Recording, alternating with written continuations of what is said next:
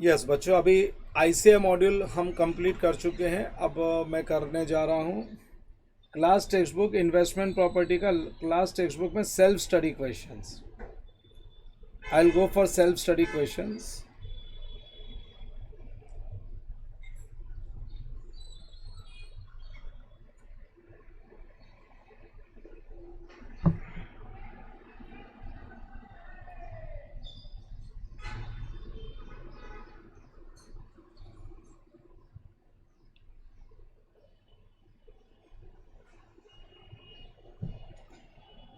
एक मैंने short questions बना के रखा है। An investment property should be measured initially at cost. बराबर ना? इनिशियल रिकॉग्निशन तो कॉस्ट पे होना चाहिए। In case of property held under operating lease and classified as investment property, अगर ऑपरेटिंग लीज है और क्लासिफाइड एज इन्वेस्टमेंट प्रॉपर्टी है तो क्या बोला हुआ है? Entity has to account for investment property under cost model only. Entity has to use fair value model only. Entity has the choice between cost and fair value model. Entity needs only to disclose the fair value and can use cost model under Ind AS 40. Entity needs only to disclose fair value and can use cost model under Ind AS 40. देख लो, can I say this is the right answer? Last वाला disclosure होना चाहिए fair value का notes to accounts में, और model कौन सा use करेंगे? Cost model. Have you got it?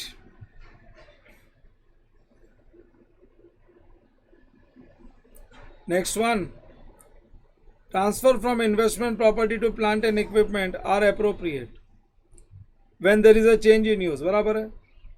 Based on entity's description नहीं, बेस्ड ऑन एंटिटीज डिस्क्रिप्शन नहीं. When there is a change in use. Only when entity adopts fair value model. No nonsense. Entity can never transfer. आगे पढ़ूंगा ही नहीं. Never transfer क्या? Transfer होता है जब भी चेंज इन यूज होता है. सो यहाँ पे अपना ये राइट आंसर है. आगे फ्यूचर में जब न्यू कोर्स आएगा तो उसमें एमसीक्यूज आएंगे. तो एमसीक्यूज में क्या है? टॉपिक आने के बाद ही एमसीक्यूज आते हैं ना, तो कोई बहुत बड़ा चेंज नहीं है वो.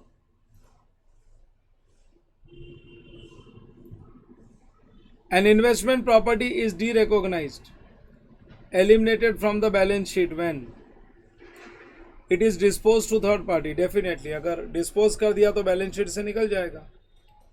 It is permanently withdrawn from use. No future economic benefits are expected from its disposal and all of the above cases. एक मिनट है. When it is disposed तो उसको derecognize कर देने का. ये सभी राइट आंसर. अगर मैं उसको परमानेंटली विड्रॉ कर लेता हूँ फ्रॉम यूज, ये सारे राइट आंसर है. Answer will be all of the above.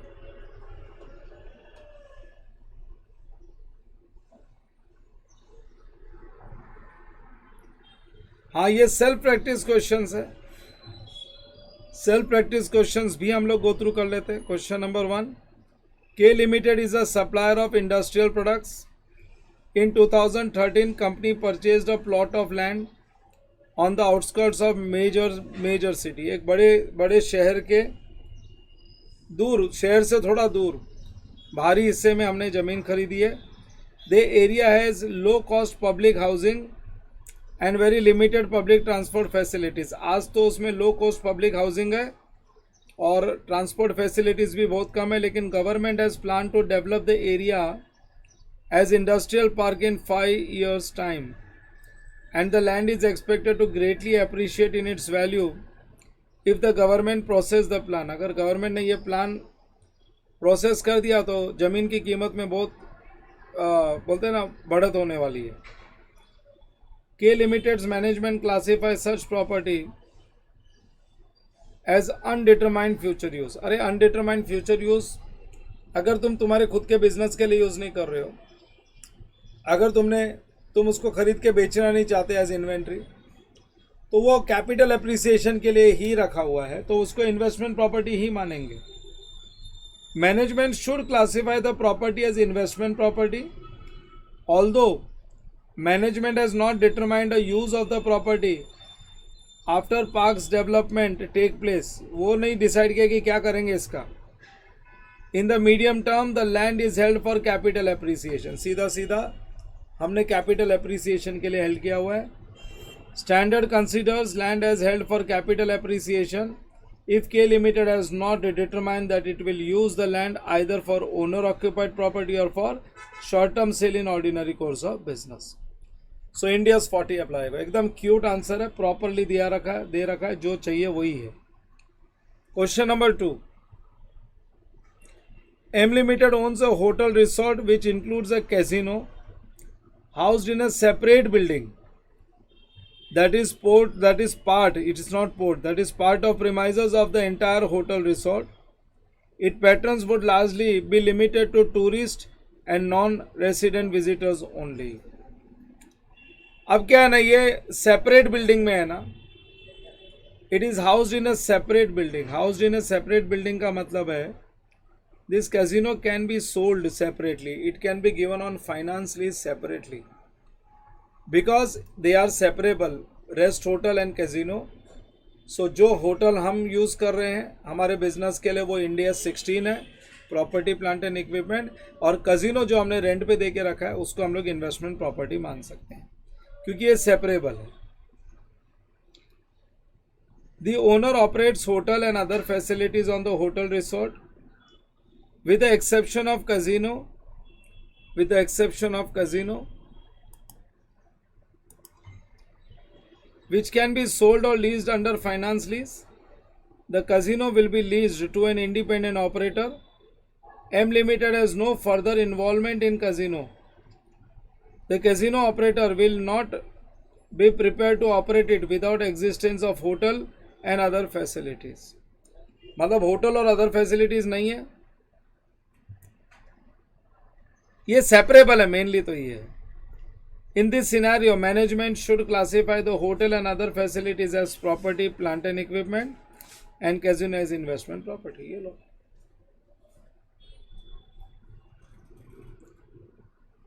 As explained in India's 40, the casino can be sold separately or leased out under a finance lease. ठीक है ना? So ये separable. Question number 3. K Limited owns a hotel. K Limited के पास एक hotel है. B limited उसका subsidiary है, fellow subsidiary of K limited. ये मैनेज करता है चेन ऑफ होटल्स एंड उसको मैनेजमेंट फीस मिलती है for operating its chains, except hotel owned by K limited. जो के लिमिटेड का होटल है उसके लिए कोई मैनेजमेंट फीस नहीं मिलती है. बाकी दूसरे होटल्स जो मैनेज करता है मैनेजमेंट फीस मिलती है.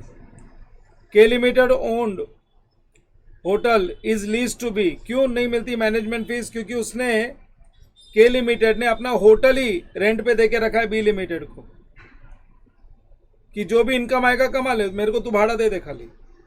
मतलब होल्डिंग ने सब्सिडरी को रेंट पे होटल दे के रखा है for 20 lakh per month for 5 years. 20 lakh रुपए महीने का दे देना. एनी प्रॉफिट और loss from operating K limited hotel is with B limited. Definitely मैंने भाड़े पे लिया है तो मैं तुम भाड़ा ले लो, वहां से जो प्रॉफिट आएगा मेरा. अभी तुम देखो ना सीएफएस के लिए अगर इंडिविजुअल फाइनेंशियल स्टेटमेंट देखें के लिमिटेड का तो ये इन्वेस्टमेंट प्रॉपर्टी है, इंडियाज 40 है. लेकिन अगर सीएफएस देखें तो within the group use हो रहा है तो ये पीपी माना जाएगा. I think it is clear. बच्चों क्लियर है ये क्वेश्चन? क्या लिखा है in consolidated financial statement? The hotel should be classified as property plant and equipment. लोगों को पहला ही स्टेटमेंट बोल दिया. सीएफएस में ये पीपी है. This is because it is both owned and managed by group from the perspective for the group and therefore it should be recognized as owner occupied property for the use in supply of goods or services. It is owner occupied property for supply of goods and services. In the standalone accounts of K Limited, the property subject to an operating lease should be classified as investment property, whereas B Limited should recognize the transaction as के limited के लिए ये investment property और B limited तो rent देगा तो उसके लिए ऑपरेटिंग लीज है, operating lease arrangement and in its individual financial statement, और जो भी रेंट आएगा वो पीएनएल में डेबिट करेगा और कुछ। Straight forward question. के लिमिटेड फाइनेंशियल स्टेटमेंट सेपरेट में इंडियाज 40, के लिमिटेड जो सीएफएस बनाएगा उसमें पीपीई, और बी लिमिटेड के फाइनेंशियल स्टेटमेंट में रेंट को वो एक्सपेंस दिखाएगा इंडियाज 116 के हिसाब से।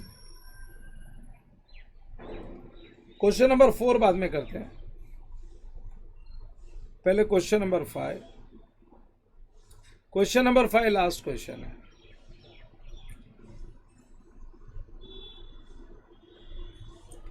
Phoenix Mills Limited, a listed company in India, ventured into construction of a mega shopping mall in India. एक बड़ा शॉपिंग मॉल बनाना है, which is rated as the largest shopping mall of India. ठीक है, इसकी रेटिंग भी होगी largest shopping mall की। The company's board of directors after market research decided that instead of selling the shopping mall to a local investor who had approached them several times during the construction period with excellent affairs, which he progressively increased during the year of construction. Instead of selling the shopping mall to local investor, the company would hold this property for the purpose of earning rentals by letting out space in shopping mall to tenants. Instead of selling this shopping mall to some investor, they have decided to earn the rentals by letting the space to tenants. For this purpose, it used the service of a real estate company to find tenant and major international retail chain. Then attracted other important retailers locally to rent the space in mega shopping mall. Within months of completion of construction of shopping mall was fully let out. अरे उन्होंने real estate agent को पकड़ा और बोला तुम brands जो business brands है बड़े बड़े उनको और लोकल रिटेलर्स उनको रेंट पे दो। And within month of completion पूरा हमने रेंट पे दे दिया। The construction of shopping mall was completed and the property was placed in service at the end of 2016. Accordingly, company's engineering department computed total cost of construction of shopping mall as 100 crores. 100 crore उसका total cost है। The independent valuation expert was of the opinion that useful life of the shopping mall was 10 years and its residual value is 10 crore. 100 crores minus 10 crores, so 90 divided by 10 करेंगे। आगे, what would be the impact on profit and loss of the company under the cost model? अरे profit and loss में depreciation आएगा और क्या आएगा? Depreciation आएगा, देख लो। मैं सेकंड पैराग्राफ और फर्स्ट पैराग्राफ तो किस्सा कहानी बताएगा। Based on acquisition cost of 100 crores and residual value of 10 crores and useful life of 10 years and using straight line method of depreciation, the annual impact of depreciation on the net profit or loss for the year would be 100 crores minus residual value 10 crores divided by 10 years will be 9 crores. Besides this, annual rent जो rent आएगी वो income show करेंगे PNL में। बस इतनी बड़ा story बना के दिया है, बेकार में पढ़ते पढ़ते भूल जाते हैं, मैं क्या पढ़ा था। सो जो डेप्रिसिएशन है वो पीएनएल के डेबिट में आएगा, rental income is shown in PNL credit. चलो ठीक है, एक लास्ट क्वेश्चन बच गया, वो भी कर देते, तो मेरा सेल्फ स्टडी क्वेश्चंस भी खत्म होगा मेरे तरफ से।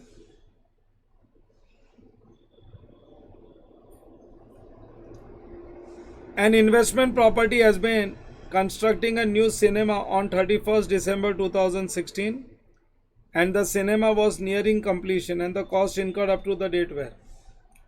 So 31st December को क्या कॉस्ट? 148 plus 25 plus 13। एक मिनट, ये तीनों का टोटल मारो। Is it 186? 48 plus 5 is 53, 53, 63, 73, 76, हाँ 186। ये लो 31st December तक, till 31st December 2016 186 lakhs का खर्चा कर चुके उस पर। आगे in companies policy it is companies policy to capitalize, ये इट है,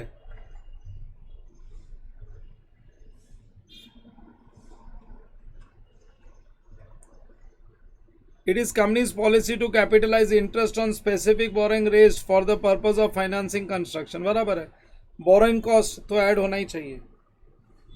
and the amount of borrowings outstanding on 31st December in respect of this project is 180 lakhs और interest rate है 9.5%। हाँ तो interest calculate करो ना कभी। 31st December, the amount of borrowings outstanding on 31st December during 3 months to 31st March the cinema was completed and the following additional costs were incurred। पहले तो जरा इंटरेस्ट कैलकुलेट कर लो। 180 lakhs into 9.5%। कंस्ट्रक्शन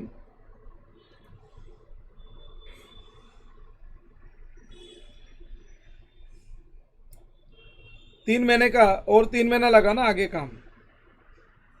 पहले का interest तो हो ही गया ना, ये रहा ना, ये इंटरेस्ट ऑन बोरिंग्स पहले तो ऐड किया ये, और 3 महीने का, क्योंकि ड्यूरिंग 3 मंथ्स 31st मार्च को कंप्लीट हो गया। So into 3 divide by 12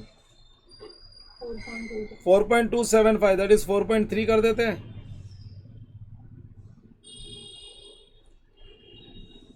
so interest 180 into 9.5% into 3 by 12 Jan Feb March 4.3 और 3 महीने में मटेरियल लगा और लेबर कॉस्ट लगा, इसको भी ऐड कर देते ना। 4.3 प्लस 17 प्लस 3, सो ये हो गया 24.3। ये लो, ये भी ऐड हो जाएगा। 186 210, ये टोटल कॉस्ट हो गया till completion including interest. The company was not able to determine the fair value of the property reliably during construction period, so valued it at cost. हाँ तो कॉस्ट तो मैंने निकाल लिया।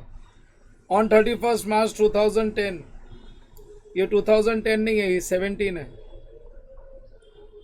On 31st March 2017 the company obtained a professional appraisal of cinema affairs value and valuer concluded it is worth 2.40 crores। तो fair value जो है इसकी, ये इसकी फेयर वैल्यू है। The fees for appraisal was 1 lakh, वो वैल्यूअर को 1 लाख दिया। ये तो पीएनएल में जाएगा, जो वैल्यूअर को फीस देते हैं वो पीएनएल में जाता है। And has not been included in above figures for cost during 3 months. बराबर, इंक्लूड करना भी नहीं चाहिए। अब क्या चाहिए, पढ़ लिया हम लोग को, कॉस्ट भी मालूम पड़ गया, फेयर वैल्यू भी मालूम पड़ गई। The cinema was taken by a multiplex chain, notional multiplex chain on an operating lease on 1 अप्रैल 17। बनने के बाद ऑपरेटिंग लीज पे ले लिया है and was immediately welcoming capacity crowd. ठीक है ना, हमारे लिए इन्वेस्टमेंट प्रॉपर्टी हो गया। Following A complete valuation of companies investment properties December 31st को the fair value of cinema was established eight 280 lakhs। So year and पे 280 lakhs इसकी फेयर वैल्यू होने दो ना। क्या set out accounting entries in respect of 31st December। Fair value की कोई entry नहीं आएगी। मैं एंट्री पास करूंगा सबसे पहले, मेरे को 31st December तक की वैल्यू तो मालूम ही है। ऑन 1 Jan 2017 है, हर जगह पे 10 लिख रखा है। The property is valued at cost 186 lakhs and fair value is not determinable during construction period. और उसके बाद 3 महीने में जो जो कॉस्ट इनकर किया वो सब हम लोग ने एसेट में ऐड किया। देख लो, 17 lakhs जो पे किया मटेरियल पे, फिर उसके बाद में जो लेबर पे 3 lakhs, और जो 4.3 lakhs का इंटरेस्ट हमने कैलकुलेट किया था वो भी ऐड हो गया। ये तीनों एसेट, अरे एक ही एंट्री पास कर देते थे, asset under construction to cash bank, 3 entry पास की है। और इंटरेस्ट का कैलकुलेशन भी बताया, आउटस्टैंडिंग बोरोइंग्स 3 महीने का इंटरेस्ट जो मैंने कैलकुलेशन करके दिया था। सो लास्ट में प्रॉपर्टी की वैल्यू 210.3 यही तो अपने को आई थी, पुराना 186 प्लस 24.3।